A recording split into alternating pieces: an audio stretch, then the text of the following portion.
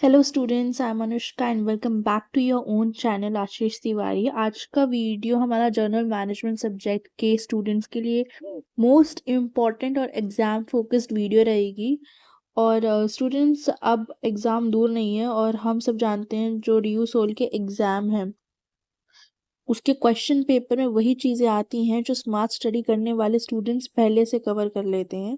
इसलिए आज की जो वीडियो मैं लेकर आ रही हूँ वो top 10 most important questions and answers, वो भी इंग्लिश जिनके डायरेक्टली एग्जाम में आने वाले हैं उनके ऊपर रहेगी।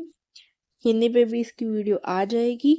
ये क्वेश्चंस हमें रैंडमली नहीं उठाए हैं, पहले ही इसको क्लियर कर दिया जाए, बल्कि previous year papers, important topics और टीचर्स सजेशन के बेस पर केयरफुली सिलेक्ट किए हैं। अगर तुम्हें ये 10 क्वेश्चंस अच्छे से नॉर्मली समझ लिए तो मान लो एग्जाम में 80 to 90% जो आपका कवरेज रहेगा, 80 to 90% पेपर यहीं से कवर हो जाएगा। तो ये सिंगल वीडियो आपके एग्जाम पर्पज से बहुत ज़रूरी है। एंड इसी वीडियो से आप अच्छे से करेंगे अगर आप इसे, तो आप अच्छे खासे स्कोर आप कर सकते हैं।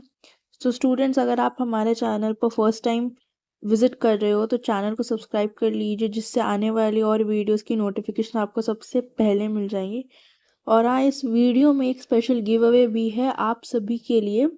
वीडियो के बीच में हम कुछ क्वेश्चंस पूछेंगे, तो जो भी स्टूडेंट सबसे पहले और सभी करेक्ट आंसर देगा तो स्टार्टिंग के 3 लकी विनर्स को मिलेंगे एब्सोल्युटली फ्री नोट्स, और एक विनर को हम कल सुबह 10 बजे अनाउंस कर देंगे हमारे व्हाट्सएप और टेलीग्राम चैनल पर। तो आप सभी हमारा व्हाट्सएप एंड टेलीग्राम चैनल को फॉलो करके रखिए। लिंक आपको जो है हमारे डिस्क्रिप्शन बॉक्स में मिल जाएगा।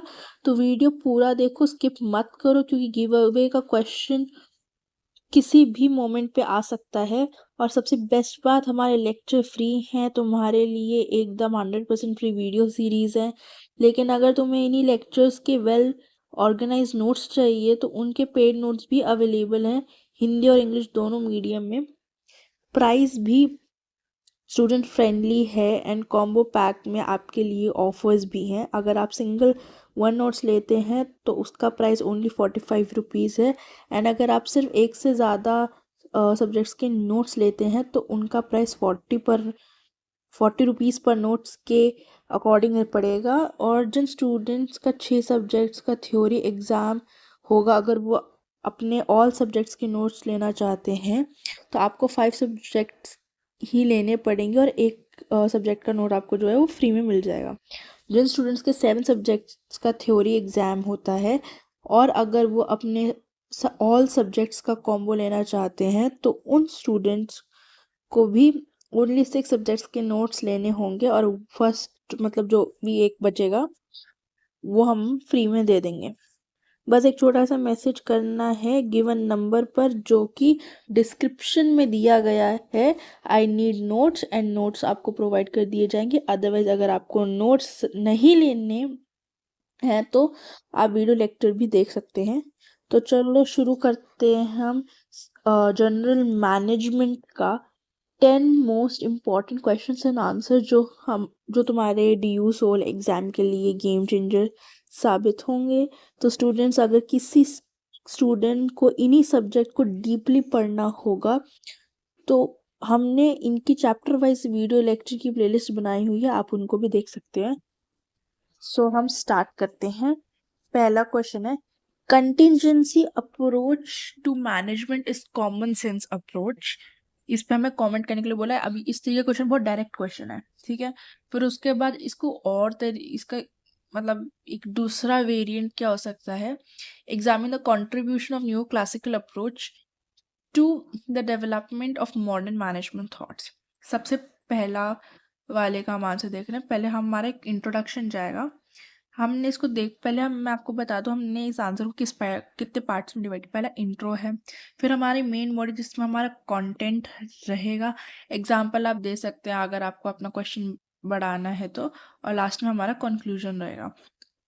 अगर आप लॉ में थोड़ी आंसर राइटिंग आप इसी तरीके को फॉलो कर सकते हैं, बट एनीवेज अगर कोई जो सीए स्टूडेंट है दे नो उसमें लॉ में थोड़ा मोर और लेस इतना ही रहता है, बट अगेन थोड़ा प्रोफेशनलिज्म और जो लॉ की अ, जो हमारी लैंग्वेज होती है वो मैटर करती है। बट एनीवेज अभी हम जनरल मैनेजमेंट की बात करें तो इसमें इतना वो रूल्स एंड रेगुलेशन वाली चीज़ आएगी नहीं। तो हमारा था कंटिजेंसी अप्रोच के बारे में। तो जो डेवलपमेंट है मैनेजमेंट की has evolve through various stages. पहले क्लासिकल आया, फिर न्यू क्लासिकल आया, फिर मॉडर्न आया।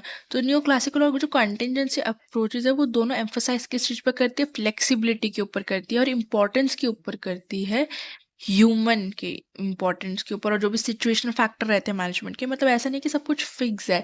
कंटिजेंसी का मतलब ये होता है कि वो किसी चीज़ पर डिपेंडेंट है या फिर किसी की सिचुएशन पे डिपेंडेंट है।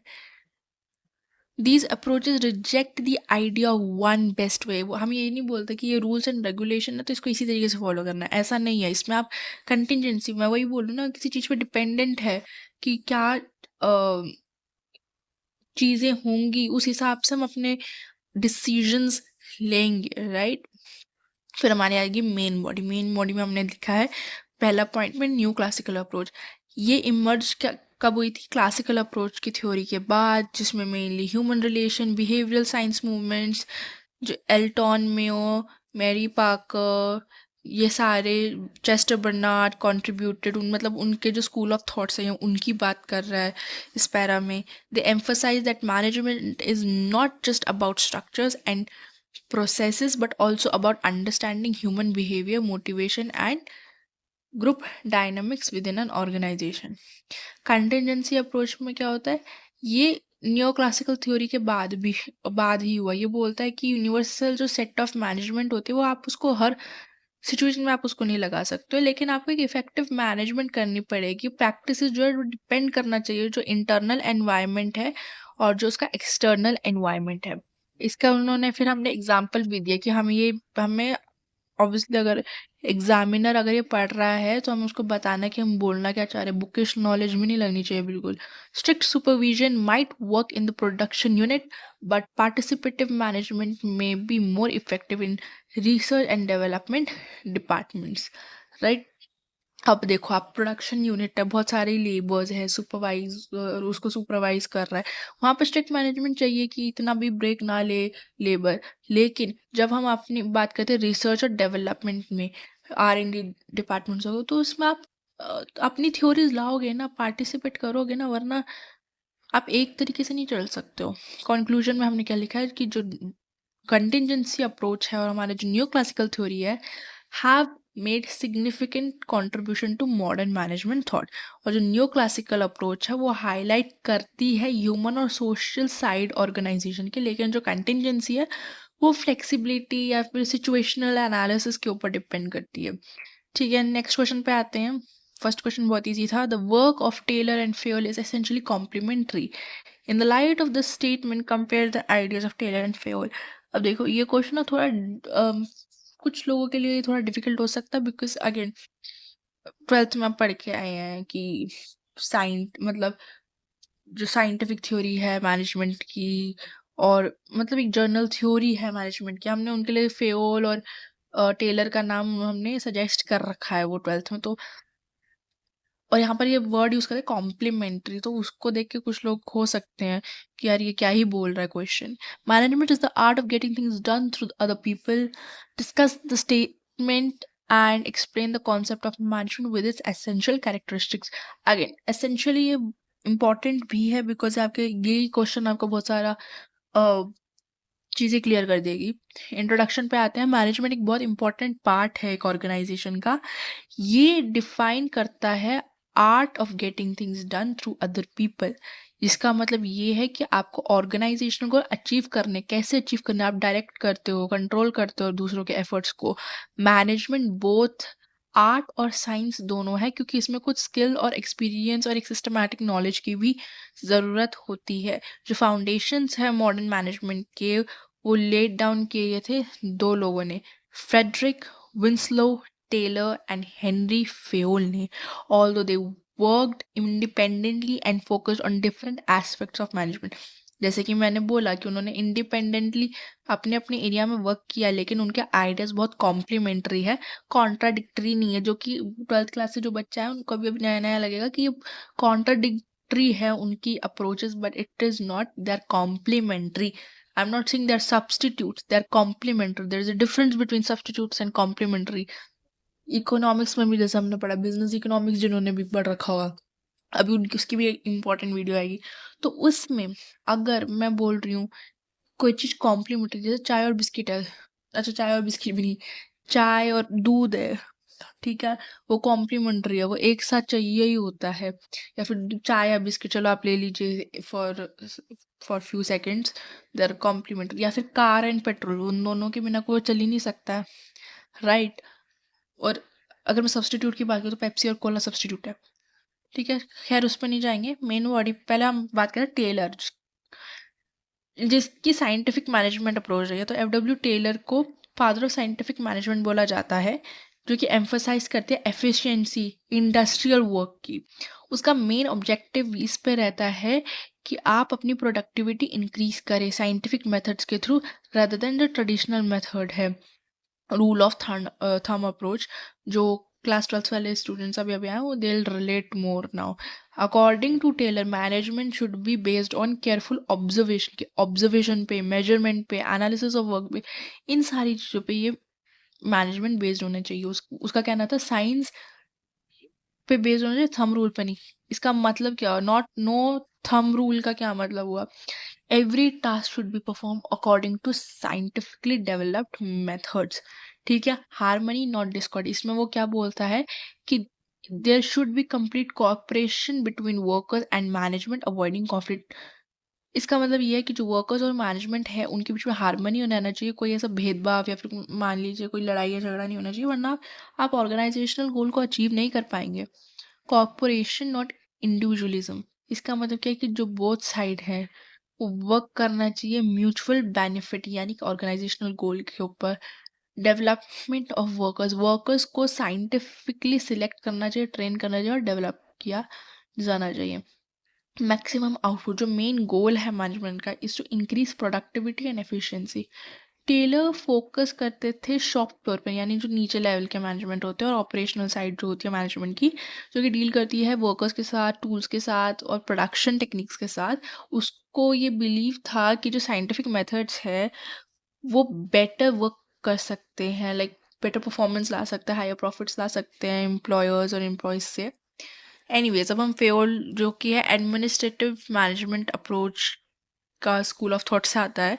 हेनरी फेयोल क्या कहता है कि वो father of modern management theory है, मतलब उनको ऐसा बोला भी जाता है। अगेन आ सकता है पेपर में, या फिर आप एक आंसर राइटिंग पॉइंट भी आपका अच्छा खासा बन सकता है। Approach management from top level administrative perspective, top level पर फोकस करता था। उसको ये बिलीव का था कि जो यूनिवर्सल प्रोसेस है, आप उसको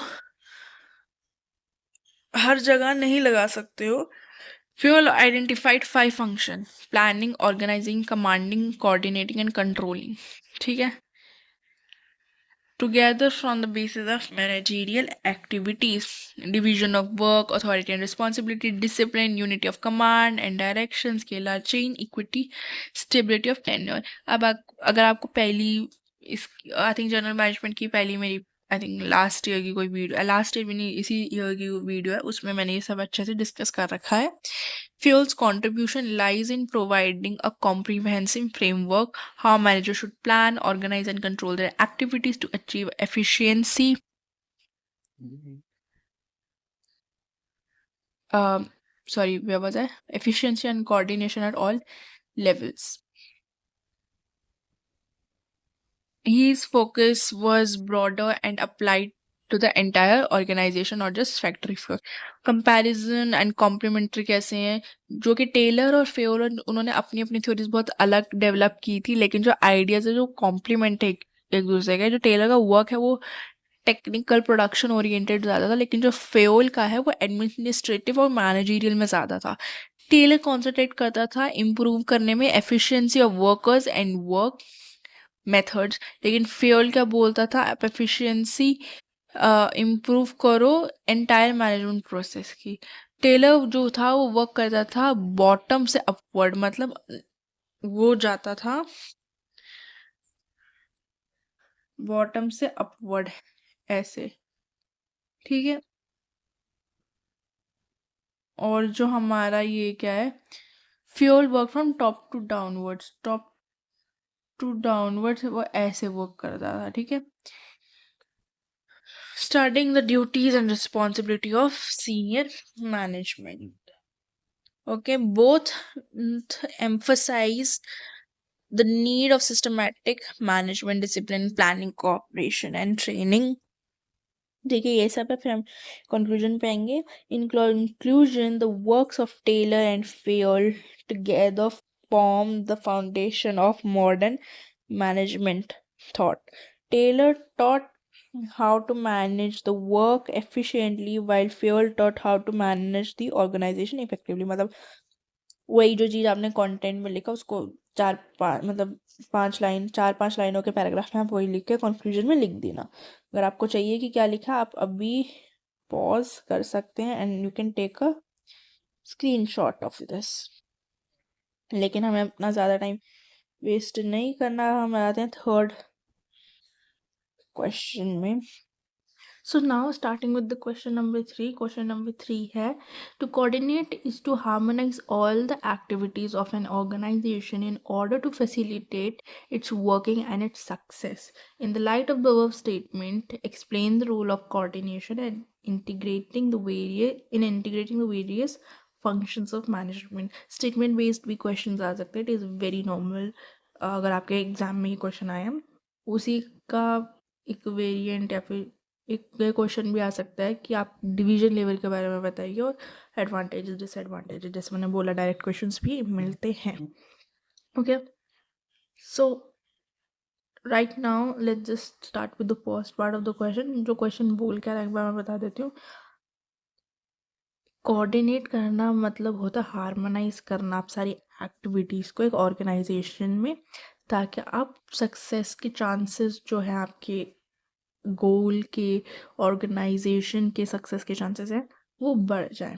ठीक है, इंट्रोडक्शन से देखेंगे. इंट्रोडक्शन क्या बोल रहा है, एवरी ऑर्गेनाइजेशन चाहे वो स्मॉल हो या लार्ज हो, वो इन्वॉल्व करता है combined efforts of many people performing different activities to ensure all these activities move in the same direction towards common goal. Coordination बहुत एसेंशियल हो जाता है. कोऑर्डिनेशन का मतलब ये होता है कि आप इंटीग्रेट करते हो, मतलब साथ लाते हो और हार्मोनाइज करते हो एक इंडिविजुअल डिपार्टमेंटल एफर्ट्स को इकट्ठा लाते हो. डिपार्टमेंट्स भी बहुत सारे होते हैं, finance, HR, there are very departments, IT and all. उन सब के एफर्ट्स को आप इंटीग्रेट करते हो ऑर्गेनाइज करके. ठीक है, फिर ये अभी इंट्रोडक्शन ही चल रहा है. सिमिलरली जो डिवीजन ऑफ लेबर है वो रेफर की जाती है. आप टोटल वर्क एक ऑर्गेनाइजेशन को छोटे छोटे पार्ट्स में डिवाइड कर देते हो. किसके बेसिस पे, according to skills and abilities. तो जो कोऑर्डिनेशन और डिवीजन ऑफ लेबर है वो बहुत की प्रिंसिपल्स है मैनेजमेंट के, that help in achieving efficiency and smooth functioning within the organization. Main body पे आते हैं. Meaning and role of coordination. Coordination एक प्रोसेस है जहाँ पर आप यूनिटी ऑफ एक्शन होता है मेंबर्स के अंदर और उनके डिपार्टमेंट्स के अंदर. फिर हमने यहाँ पर हेनरी फेयर को कोट किया है कि जब आप कोऑर्डिनेट करते हो यानी हार्मोनाइज करते हो डिफरेंट एक्टिविटीज़ की, ये एक्चुअली हेनरी फेयर का कोट है. इन सिंपल टर्म जो कोऑर्डिनेशन है वो इंश्योर करता है कि सारे डिपार्टमेंट्स और employees work together like parts of one machine. ये सेपरेट फंक्शन नहीं है बट एक फोर्स है जो कि बाइंड करता है बाकी फंक्शंस को, जो कि हमने 12th में भी पढ़ा है. रोल ऑफ और coordination and integrating management function. Planning. Coordination ensure करता है कि डिपार्टमेंटल प्लान्स जो हैं वो अलाइंड है ओवरऑल ऑर्गेनाइजेशनल प्लान से. ऑर्गेनाइजिंग में ये लिंक करता है बहुत सारे डिफरेंट डिपार्टमेंट्स को, सो दैट हर एक इंसान समझ सकता है अपनी roles and responsibilities. Staffing. Coordination staffing में कैसे हेल्प करता है, वो प्लेस करता है सही इंसान को at the right job by matching individual abilities के बेसिस पे, स्किल्स के बेसिस पे. अब ऐसा नहीं है ना अगर आपके पास फाइनेंस की नॉलेज है तो आप IT में बैठ जाओगे. Indirecting. It harmonizes the efforts of subordinates and supervisor by reducing conflicts and confusion.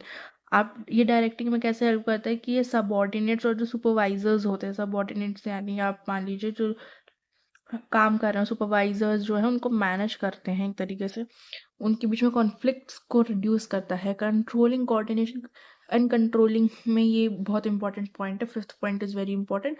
Coordination ensure करता है कि एक्चुअल परफॉर्मेंस जो है वो प्लान्ड गोल्स के साथ म- मिली हुई है या नहीं मिली हुई है कि नहीं मिली हुई है। इसका क्या मतलब है? कंपैरिजन, मेरा उससे कहने का मतलब है कंपैरिजन करता है कि ये मैंने गोल सेट किया था, ये क्या आउटकम ऐसा निकला है कि नहीं निकला है, so that corrective measures are taken in time. Okay, thus coordination act as a thread that weaves all functions management together, ensuring that every activity contributes towards the achievement of the organizational goal. Second वाला जो part था question का, वो that was about meaning and importance of division of labour. तो division of labour है उसका मतलब यह जब आप अपने काम को छोटे छोटे स्मॉल ऑपरेशंस में डिवाइड कर देते हो और हर एक ऑपरेशन को आप किसी एक स्पेसिफिक वर्कर या ग्रुप ऑफ वर्कर्स को दे देते हो on the basis of their specialisation. ये जो प्रिंसिपल था वो एम्फोसाइज किया गया था एडम स्मिथ ने, और जो लेटर मैनेजमेंट थिंकर्स जो आए थे, हेनरी फ्योल, उन्होंने भी इसके बारे में बात की है। It allows each individual to become expert in a particular type of work, leading to better performance and productivity.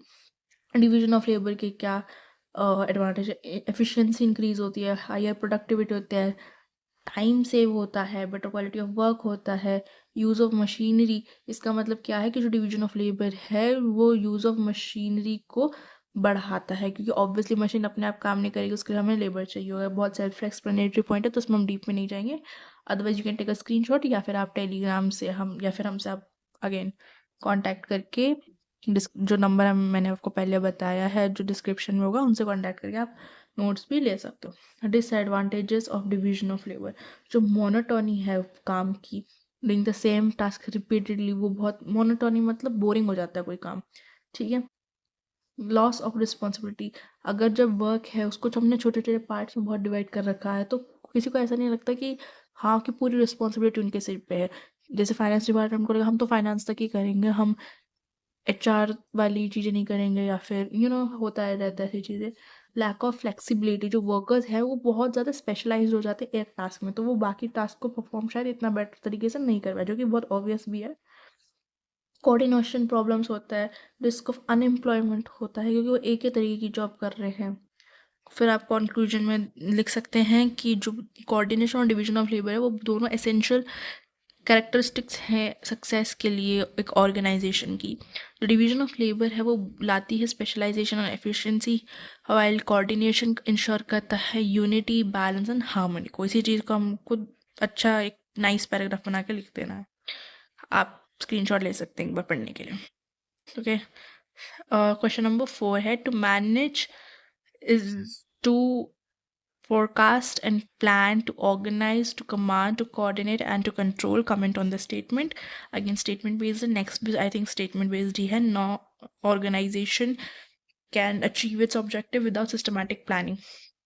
फिर इसमें क्वेश्चन में यही बोला इसको एलैबोरेट करो और हमें बताओ। सबसे पहले इंट्रोडक्शन वाला पैराग्राफ आएगा। इंट्रोडक्शन में हमें क्या लिखना है? जो मैनेजमेंट है वो एक बैकबोन है हर ऑर्गेनाइजेशन की, एक कॉन्टिन्यूस प्रोसेस है जो कि इन्वॉल्व करता है series of interrelated function aimed at achieving organisational goals effectively and efficiently. जो फेमस मैनेजमेंट थिंकर है हेनरी फ्योल, उन्होंने डिफाइन किया था मैनेजमेंट को, to manage is to forecast and plan, to organise, to command and to coordinate, to control. ये जो definition है वो हाईलाइट करती है मैनेजमेंट एक सिंगल एक्टिविटी नहीं बट एक कॉम्बिनेशन है सेवरल फंक्शन का, each dependent on other. Among all these functions planning is considered the most fundamental because it provides direction and purpose to all managerial activities. Planning को fundamental माना जाता है, it is the like foundation level माना जाता है, because वो एक direction और एक पर्पस प्रोवाइड करता है मैनेजरियल एक्टिविटीज़ का। मेन बॉडी में हम क्या लिखेंगे? Functions of management. पहला फोरकास्टिंग एंड प्लानिंग। प्लानिंग क्या है? एक प्रोसेस है जो कि डिसाइड करता है पहले से ही, किसी काम को करने से पहले से ही, कि क्या चीज़ करनी चाहिए, कब करनी चाहिए, कैसे और किसको करनी चाहिए। ये इन्वॉल्व करता है आपके ऑब्जेक्टिव्स को सेट करना, डिटरमाइन करना एक बेस्ट कोर्स ऑफ एक्शन, कि आप कि मैंने चलो इतने सारे वेज करें कि देखो इसका मतलब क्या है कि अगर ये एक्स पॉइंट है, ठीक है, अब और मैं इधर हूँ, अब मैं एक्स पॉइंट से ऐसे भी जा सकती हूँ, मैं एक्स पॉइंट से यूं भी जा सकती हूँ, मैं एक्स पॉइंट से यूं करके भी जा सकती हूँ। तो मेरे पास डिफरेंट तरीके हैं कि मैं कैसे अपनी डेस्टिनेशन पर पहुँचूँ। पर मेरे को जो ये बेस्ट तरीका है अपनी डेस्टिनेशन एक्स पे पहुँचने के लिए, उसको हम प्लानिंग का पार्ट मानते हैं। बेस्ट कोर्स ऑफ एक्शन, ये यहाँ हमने लिखा है। Okay, best course of action to achieve them, यही उसका मतलब था।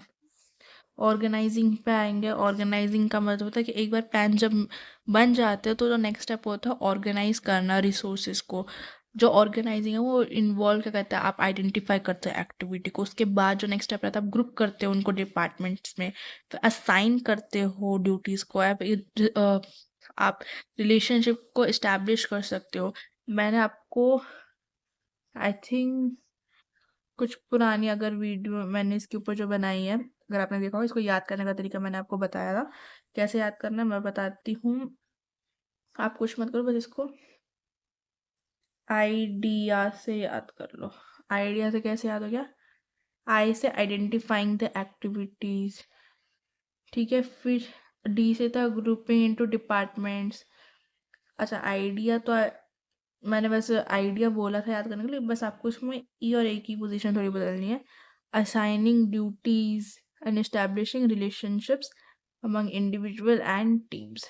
ओके, इट ये तो हमारा हो गया। फिर आते कमांडिंग, या फिर उसको हम डायरेक्टली बोल सकते हैं। पेपर में कुछ भी पूछ सकते हो तो आपको दोनों वर्ड्स पता होने चाहिए। जो फंक्शन है is related to leading, motivating and guiding the employees. It involves giving proper instruction, inspiring subordinates, maintaining discipline, and ensuring that everyone works enthusiastically toward organizational goals. ठीक है, फिर कोऑर्डिनेटिंग। कोऑर्डिनेशन एक process है ताकि आप harmony रहे। Coordinating हम already बोल चुके हैं, ऊपर आपको वही सारी चीज़ें यहाँ पर लिखना है। Then it is saying about controlling. Controlling का क्या मतलब होता है कि आप कंपेयर करते हो अपनी परफॉर्मेंस का, आपको उसकी डेफिनेशन लिखनी है basically. Interdependence between management functions, ये जो भी फंक्शंस है मैनेजमेंट के वो बहुत इंटरडिपेंडेंट है और कंटिन्यूस है, मतलब एक दूसरे पे डिपेंडेंट है। None of them can exist in isolation, मतलब आप अकेले में वो नहीं, आइसोलेशन में वो नहीं एग्जिस्ट कर सकते। ठीक है, ओके।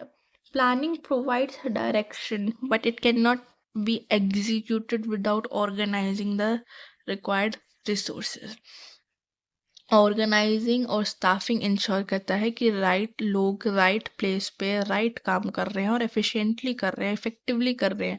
कोऑर्डिनेशन बाइंड करता है सारे फंक्शन को ताकि बैलेंस रहे उनके बीच में। Controlling depends on the standard set in planning and provides feedback for future plans. इसीलिए जो फंक्शन है ऑफ मैनेजमेंट का वो एक चेन की तरह एक्ट करते हैं। ये बहुत इंपॉर्टेंट क्वेश्चन है, क्वेश्चन नंबर आई थिंक 4 है ये। It is very important. कुछ ना करो, ना करो, बस ये क्वेश्चन कर लो। Importance, it provides direction and reduces uncertainty. ये हेल्प करता है achieving coordination among department, ensure करता है ऑप्टिमम यूटिलाइजेशन ऑफ रिसोर्सेज। ये फैसिलिटेट करता है decision making and control. However despite its importance, उसकी कुछ लिमिटेशन भी है। रिजिड रहता है, मतलब एक बार प्लान बना दिया तो फिर यू कांट चेंज, क्योंकि हर जगह हर डिपार्टमेंट हर बड़ा जाएगा। टाइम कंज्यूमिंग प्रोसेस है, कॉस्ट है, बहुत कॉस्टली प्रोसेस है, अनसर्टेनिटी रहती है। एक फॉल्स सेंस ऑफ सिक्योरिटी रहता है कि आप चलो ठीक है कुछ ना ही भी कर रहे हो तो आप कम से कम अपने प्लान पे तो रिलाई कर रहे हो, एक वो चीज़ रहती है। कंक्लूजन में there is not really much, आपने जो भी उसका ऊपर का पढ़ा उसको मतलब अगर आपको समराइज करना है तो आप इसमें से करिए। कंक्लूजन वाले पार्ट में मैं ज़्यादा नहीं जाना चाहती क्योंकि इट इज़ वेरी, अगर आपने इंट्रो और मेन बॉडी लिख दे तो कंक्लूजन आपका ऑलरेडी बन जाएगा, बट स्टिल आप स्क्रीनशॉट लेके एक बार इसको पढ़ सकते हैं। आप वीडियो को पॉज कर लीजिए। फिर है हमारा organisation structure refers to differentiation and integration of activities and authority roles and relationships. Explain any 3 types of organisational structures, ये भी इंपॉर्टेंट है। Explain the concept of rationality in decision making, what are the limits of rationality in decision making. सबसे पहले introduction में हम लिखने हैं हर एक ऑर्गेनाइजेशन चाहे वो बड़ा हो या छोटा हो, उसको एक प्रॉपर स्ट्रक्चर की रिक्वायरमेंट होती है ताकि वो इंश्योर कर सके आप उसका वर्क जो है वो सिस्टमैटिकली डिवाइड हुआ है और अथॉरिटी उसमें क्लियरली डिफाइंड है उस ऑर्गेनाइजेशन में। जो ऑर्गेनाइजेशन स्ट्रक्चर होता है वो डिटरमाइन करता है कैसे एक्टिविटीज़ ग्रुप करी जाती है, कैसे रिस्पॉन्सिबिलिटीज़ असाइन की जाती है और कैसे अथॉरिटी फ्लो करती है उस ऑर्गेनाइजेशन में। उसी के साथ ही जो एवरी मैनेजरियल एक्टिविटी है वो इन्वॉल्व करता है decision making, which means choosing the best possible alternative among several options. ठीक है, जो एक गुड डिसीजन है वो रैशनल होना चाहिए, बेस्ड ऑन लॉजिक या फैक्ट्स एंड एनालिसिस के थ्रू होना चाहिए, रेदर देन गैस वर्क और इमोशंस। दोनों ऑर्गेनाइजेशनल स्ट्रक्चर और रैशनल डिसीजन मेकिंग बहुत इंपॉर्टेंट चीज़ है एक स्मूथ और एफिशिएंट फंक्शनिंग एक एंटरप्राइज के। मेन बॉडी में हमें क्या लिखना है ऑर्गेनाइजेशन स्ट्रक्चर के बारे में। ऑब्वियसली ऑर्गेनाइजेशन स्ट्रक्चर क्या होता है, एक फ्रेमवर्क होता है जो कि डिफाइन करता है कैसे टास्क फॉर्मली डिवाइड किए जाते हैं, ग्रुप किए जाते हैं, कोऑर्डिनेटेड किए जाते हैं। ये हमें दिखाता है कि कौन टास्क करेगा, कौन किसके अंडर सुपरविजन में और कौन किसको रिपोर्ट करेगा।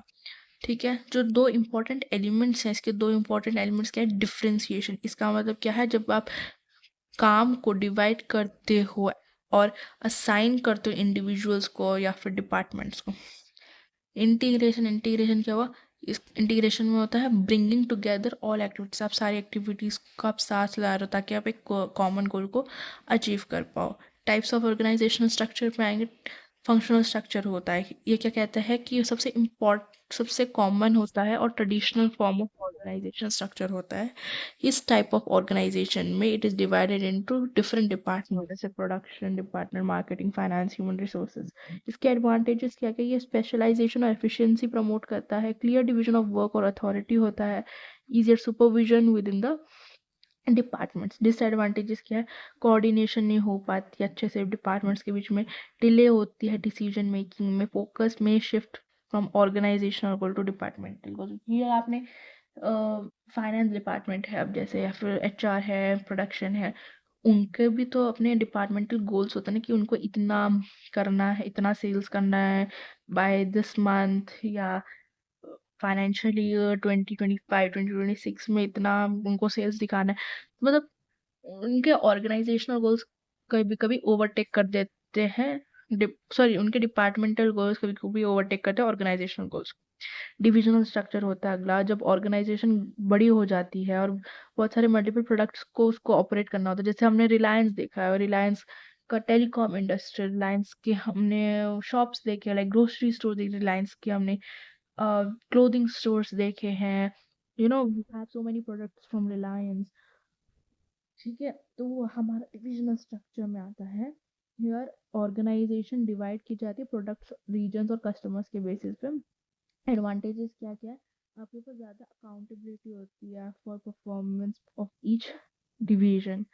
ठीक है, फ्लेक्सिबिलिटी, अकाउंटेबिलिटी मतलब जवाबदेही, फ्लेक्सिबिलिटी होता है, क्विक डिसीजन मेकिंग होता है, बेटर कोऑर्डिनेशन होता है within the division. Disadvantage यानी duplication of resources and efforts. यानी अब देखो जैसे रिलायंस है, ठीक है, उसकी टेलीकॉम इंडस्ट्री भी है, उसके कपड़े की भी दुकान है, एक तरीके से अगर सिंपल वर्ड में बोले तो वो, तो रिलायंस जो अपना ट्रेंड्स में, रिलायंस ट्रेंड्स जो उनका क्लोथिंग ब्रांड है, वो जो काम कर रहा है, वो वो सेम काम फाइनेंस का, वो सेम काम वो जियो भी कर रहा है, राइट। सेम चीज उनकी कोई और कम, कुछ और भी उनका कर, मतलब जो भी उनके प्रोडक्ट्स है उसमें भी वही चलता है।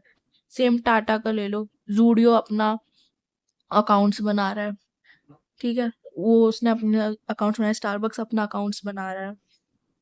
ठीक है, मैट्रिक स्ट्रक्चर होता है, ये नया है, ऊपर के दो तो हमने फिर भी पहले पढ़े, मैट्रिक स्ट्रक्चर हमने इससे पहले नहीं पढ़ा है।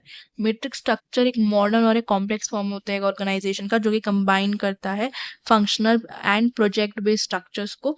इस सिस्टम में जो एम्प्लॉयज होते हैं उनकी डुअल रिपोर्टिंग रिलेशनशिप होती है, मतलब वो रिपोर्ट करते हैं दोनों फंक्शनल मैनेजर को और एक प्रोजेक्ट मैनेजर जो होता है, एडवांटेजेस क्या क्या है इसके, एफिशिएंट यूज होता है रिसोर्सेज के और एक्सपर्टीज होती है, एनकरेज करता है टीम वर्क और फ्लेक्सिबिलिटी को, सुटेबल है वो डायनामिक और इनोवेटिव एनवायरनमेंट्स के लिए। डिसएडवांटेजेस क्या क्या है, कंफ्यूजन होता है, कॉन्फ्लिक्ट होता है क्योंकि दो अथॉरिटीज हैं आपकी, फिर आपकी डिफिकल्ट होता है मेंटेन करने में, और यूनिटी नहीं रहती कमांड में, require skilled managers and effective communication systems. Concept of rationality in decision making, rational decision making मतलब होता है कि आप लॉजिकली साइंटिफिकली आप सारे अपने डिसीजन मेकिंग कर रहे हो, आपने सारे ऑल्टरनेटिव्स देखने कि हाँ इस चीज को करने के लिए बस 5 तरीके हैं, 5 तरीके में से बेस्ट तरीका कौन सा है, उसको आप एनालाइज करते हो, इसमें इन्वॉल्व की जाती है, आप कलेक्ट करते हो सारे relevant information, pros and cons of each option, मतलब आप हर चीज अच्छे से देखते हो। ठीक है, स्टेप्स क्या होता है रैशनल डिसीजन मेकिंग में, पहले आपको प्रॉब्लम देखते हो कि मेरे पास प्रॉब्लम क्या है, फिर आप देखते हो कि मेरे को चलो सेल्स बढ़ानी है, फिर आप कलेक्ट करते हो, एनालाइज करते हो इन्फॉर्मेशन। अब आप देखोगे मेरा प्रोडक्ट फोन बेचने का, अब मैं जिस एरिया में फोन बेच रहा हूँ वहाँ पर बूढ़े लोग ज्यादा, उनको इतना they are not that tech savvy, तो वहां पर सेल्स करना थोड़ा मुश्किल हो जाएगा। ऑल्टरनेटिव सोल्यूशंस आप कैसे निकालोगे, उनके तो बच्चे तो होंगे, ग्रैंड पेरेंट्स है तो उनके पोता पोते कुछ आप उनको टारगेट करके उनके फीचर्स को लेकर टारगेट करोगे, जेंजी है उनको बहुत पिक्चर्स क्लिक करने का शौक है, तो आप देखोगे ये सोल्यूशन है, आप ऑल्टरनेटिव सोल्यूशन भी देखोगे कि जैसे कि आप मान लीजिए आप चलो आपने मान लीजिए आप एल्डर लोगों को ही टारगेट कर रहे हो कि if their kids are not living with them, तो वीडियो कॉल उन फोन को कैसे यूज कर सकते हो, मतलब कुछ भी, मतलब जो भी, मान लो अभी तो मैंने कुछ बहुत रैंडम से एग्जांपल लिया, उसमें आप बेस्ट ऑल्टरनेटिव सेलेक्ट करते हो, फिर आप उस पे इम्प्लीमेंट करते हो डिसीजन को, रिव्यू करते हो रिजल्ट्स को।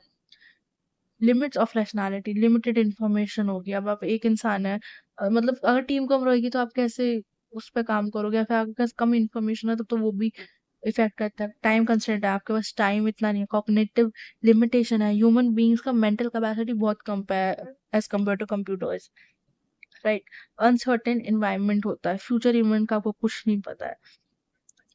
इमोशनल फैक्टर्स है, मान लीजिए कोई पर्सनल बायसेस हो गया या फिर कोई प्रेफरेंसेस का कुछ दिक्कत आ गया, तो वो भी बहुत इन्फ्लुएंस करता है। ऑर्गेनाइजेशनल कंस्ट्रेंट भी होता है कि रूल्स एंड पॉलिसीज है भाई ऑर्गेनाइजेशन के, आप इतना नहीं कर सकते हो।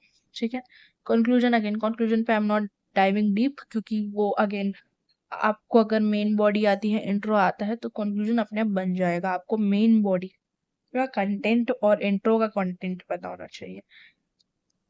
क्वेश्चन नंबर 6 है, प्लानिंग एक प्रोसेस है by which a manager looks to the future and discovers alternatives courses of action open to him।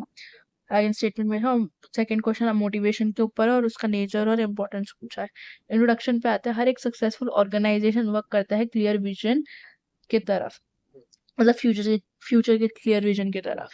जो प्रोसेस है which a manager anticipates future events, anticipate मतलब अंदाजा लगाना, एनालाइज करता है possible alternatives and decides upon the best course of action is known as planning। as stated, planning एक process है जिससे मैनेजर लुक करता है फ्यूचर में एंड डिस्कवर करता है ऑल्टरनेटिव कोर्सेज ऑफ एक्शन। उसी समय जो सक्सेस है of planning and management largely depends on the motivation of employees. Motivation एक इनर ड्राइविंग फोर्स है जो कि इंस्पायर करता है लोगों को वर्क विलिंगली और एंथुजियास्टिकली करने का, अचीविंग ऑर्गेनाइजेशनल गोल। इसलिए जो प्लानिंग है और मोटिवेशन है वो बहुत टू इम्पोर्टेंट वाइटल एस्पेक्ट्स है मैनेजमेंट का। मेन बॉडी पे आते हैं, meaning and nature of planning.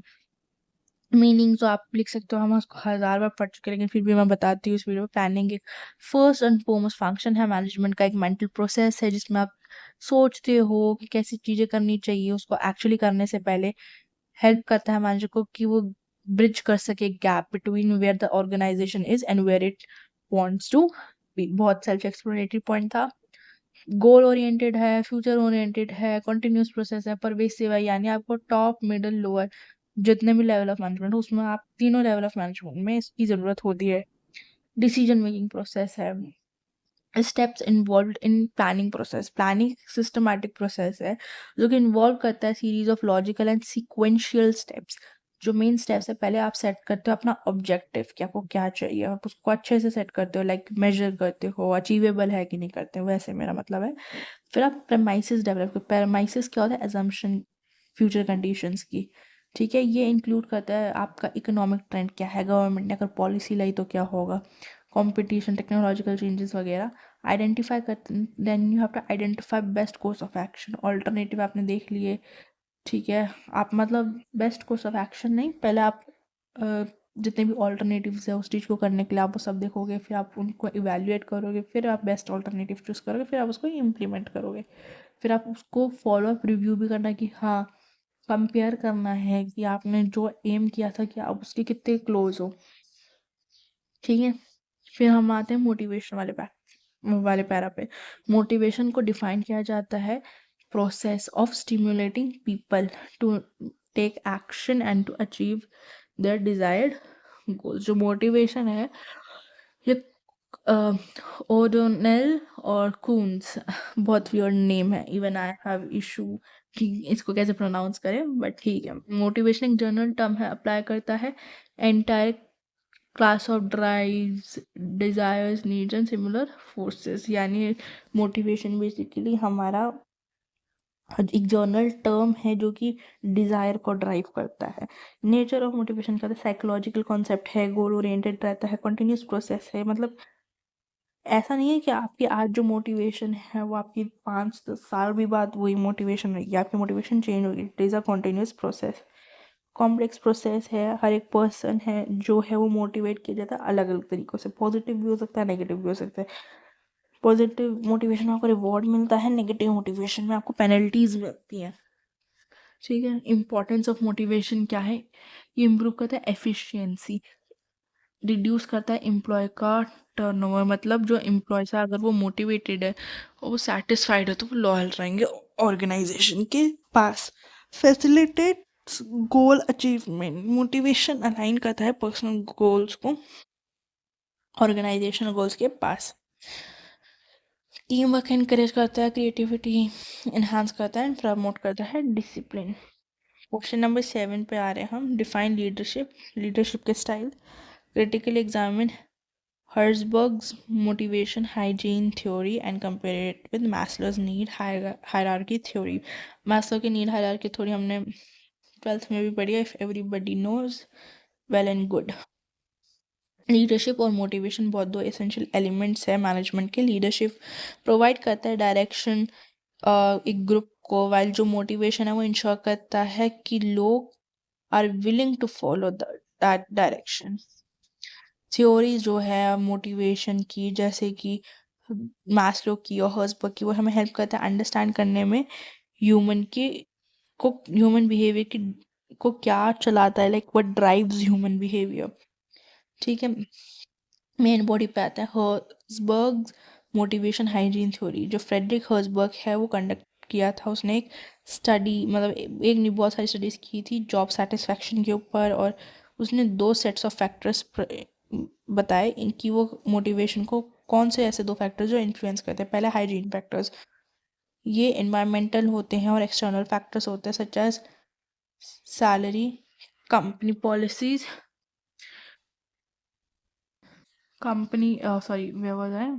Salary, company policies, working condition, job security and supervision.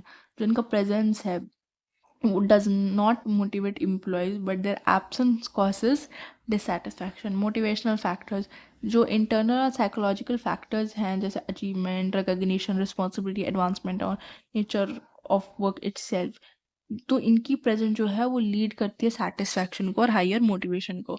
Herzberg के मुताबिक जो मोटिवेशन है can be improved bye focusing on motivational factors. आप सेटिस्फैक्शन को रिमूव कर दोगे तो उससे कुछ नहीं होगा, आपको मोटिवेशनल फैक्टर्स पे फोकस भी करना होगा। जैसे कि अगर कोई एग्जाम्पल है, उसको अच्छी सैलरी मिलती है और सेफ वर्किंग प्लेस भी है उसका, तो he will not be unhappy but he will be truly motivated. He needs opportunities for growth, achievement and recognition. Comparison between Herzberg and Maslow. Maslow's theory of need hierarchy, Abraham Maslow ने propose किया था कि जो human needs है वो arrange की जाती है हायरार्की में। पहले साइकोलॉजिकल, फिर सेफ्टी, फिर सोशल, फिर स्टीम, और फिर सेल्फ एक्चुअलाइजेशन एक पिरामिड था हमारा मैस्लो की थ्योरी का, ये उसकी बात कर रहा है।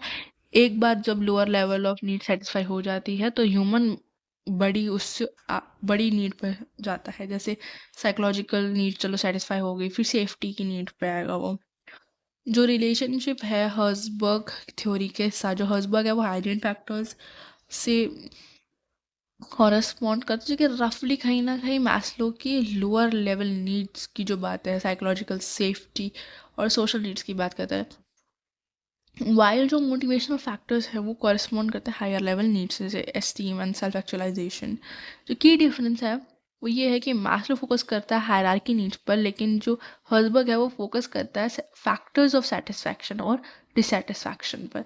मैस्लो की जो थ्योरी है वो एक्सप्लेन करती है कि कैसे लोग मोटिवेट होते हैं, लेकिन जो हर्जबर्ग है वो थ्योरी एक्सप्लेन करता है how to improve job satisfaction. Okay. Explain the process of communication. Discuss the significance of communication in business organization. Explain the importance of control in a business enterprise. जो communication और control है वो बहुत vital function है management का। जो communication है वो एक लाइफलाइन है हर एक ऑर्गेनाइजेशन के, इंश्योर करता है कि इंफॉर्मेशन, आइडियाज, इंस्ट्रक्शंस फ्लो करे स्मूथली। और दूसरी तरफ जो कंट्रोल है वो इंश्योर करता है कि जो एक्चुअल परफॉर्मेंस है is in line with the plan objectives. Main body पे आते हैं। ये एक प्रोसेस ऑफ कम्युनिकेशन क्या है? कम्युनिकेशन प्रोसेस इन्वॉल्व करता है series of interrelated steps through which information is transmitted and understood. ये स्टेप्स क्या होता है? सेंडर यानी कम्युनिकेटर, जो पर्सन जिसके पास कोई आइडिया हो, इंफॉर्मेशन हो, मैसेज हो कि वो कन्वे कर सके। Example, manager deciding to inform subordinate about a new target. Message वो आइडिया, इंफॉर्मेशन, जो फैक्ट है जो कि सेंडर कम्युनिकेट करना चाहता है। एनकोडिंग ये प्रोसेस होता है कि जो सिंबल्स, वर्ड्स और जेस्चर्स होते हैं उसको वो रिसीवर को कैसे अंडरस्टैंड करता है, उसको हम एनकोडिंग बोलेंगे। चैनल, मीडियम वो वर्ड्स के थ्रू हो सकता है, लेटर्स, ईमेल्स, मीटिंग्स, कुछ भी थ्रू हो सकता है। रिसीवर वो इंसान है जिसको मैसेज मिलता है। डिकोडिंग यानी वो इंटरप्रेट कैसे करता है उसको। फीडबैक रिसीवर का। नॉइस यानी कुछ डिस्टर्बेंस भी हो सकता है, अगर आप ईमेल के थ्रू भेजो तो पुअर नेटवर्क का इशू रह सकता है। Significance of communication and business organization. Smooth functioning of management. जो कम्युनिकेशन है वो लिंक करता है मैनेजरियल फंक्शन को, planning, organizing, directing and controlling. Coordination and cooperation. ये हेल्प करता है in bringing unity of action by coordinating efforts of different departments and individuals. जो डिसीजन मेकिंग है, गुड कम्युनिकेशन जो है वो इंश्योर करता है कि जो करेक्ट और कंप्लीट इंफॉर्मेशन है वो is is available for sound decision making. Employee motivation and morale. Open और honest communication between managers and employees वो build करता है trust को और motivate करता है employees को। Conflict reduce होता है, adaptation to change। Question number 9 पे आते हैं। हमारा सेकेंड लास्ट क्वेश्चन है ये। जो मैनेजमेंट है 21st सेंचुरी में रिक्वायर करता है, उसको बहुत सारी रैपिड चेंजेस है जैसे टेक्नोलॉजी में, उसके साथ उसको अडेप्ट करना पड़ता है। ये हमारा एक स्टेटमेंट बेस्ड है, अब इसके ऊपर कमेंट करना है बेसिकली। फिर क्वेश्चन अगला है, explain Henri Fayol's contribution to modern management. Intro पे आते हैं।